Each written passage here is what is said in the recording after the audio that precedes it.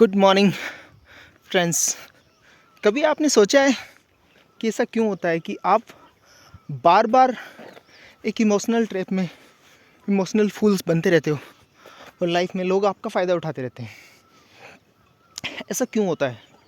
Because sometime आप क्या होते हो कि एक प्योर हार्टेड पर्सन होते हो, तो आप बंदे को एक बार माफ़ कर देते हो,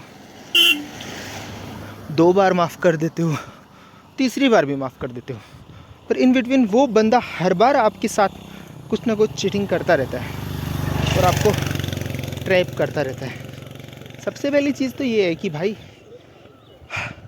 आपको इन दोस्तों के ऐसे सेल्फिश लोगों के जाल में बिल्कुल नहीं पड़ना है, क्योंकि नेचर इज़ नो चेंज। जो व्यवहार है वो आपका कभी भी नहीं बदलता है, हमेशा स्टेगनेंट रहता है। इंसान अपनी जो फितरत है वो कभी बदलता नहीं है। तो आपको बहुत ही केयरफुल रहना पड़ेगा। पर अगर आपको लगता है कि कोई इंसान आपको एक्सप्लॉइट कर रहा है, कोई इंसान आपको यूज़ कर रहा है, तो आप एक सिंपल सी ट्रिक यूज़ कर सकते हैं कि आप जब भी उससे बात करो फ़ोन पे या किसी तरह से फ़ोन पे बात करते हो सपोज, तो आप उस जो वॉइस है उसको रिकॉर्डिंग को आप रिकॉर्ड करो। उसके बाद आप जब रिकॉर्ड करते हो ना, तो उसके बाद आप उसको बाद में सुनो। जब आप सुनोगे ना, तब आपको रियलिटी समझ में आएगी कि एक्चुअल में हम उसके साथ किस लेवल पे या किस एनर्जी पे कनेक्ट हैं, और वो इंसान हमारे साथ किस लेवल पे और किस एनर्जी पे कनेक्ट है। तो ये चीज़ें बहुत इंपॉर्टेंट होती है। जब भी हम किसी रिलेशनशिप में हैं, वो रिलेशनशिप कितना हेल्दी है, चाहे वो मेल है, चाहे फीमेल है, चाहे कैसा भी इंसान है, चाहे वो हमारा रिलेटिव है, तो इसके लिए मॉनिटरिंग बहुत ज़रूरी है। जब भी आप उस इंसान से बात करते हो इमोशनली, किस तरह से वो आपको एक्सप्लॉइट कर रहा है, यूज़ कर रहा है, ये चीज़ें आपको तब पता चलेगी जब आप उन चीज़ों को, उन बातों को रिकॉर्ड करोगे।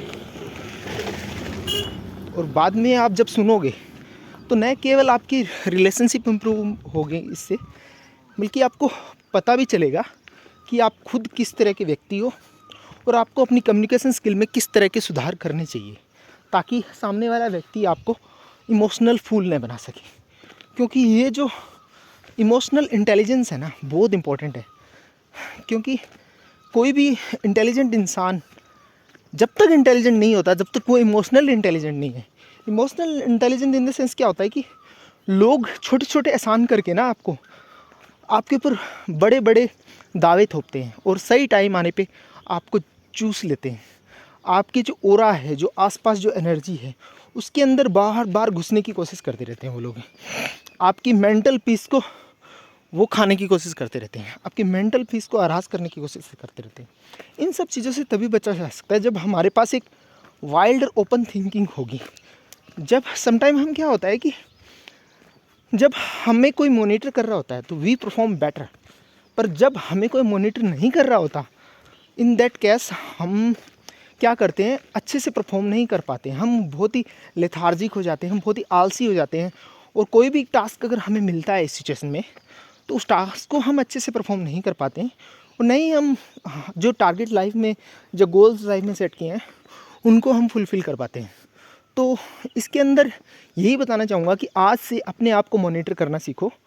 एक ऑब्ज़र्व करो, रिकॉर्ड करो। अगर किसी से बात कर रहे हो, किसी से बचना है, किसी से कोई आपका फ़ायदा उठा रहा है, या फिर कोई गोल जो आप अचीव करना चाह रहे हो जो नहीं कर पा रहे हो, तो उस सिचुएशन में भी आप खुद को मॉनिटर करो। एक मॉनिटर रखो अपने ऊपर जो आपको मॉनिटर करता रहे, चाहे वो आप खुद ही अपने आप को रखो। तो इससे क्या होगा कि आपकी लाइफ में बहुत सुधार आएंगे।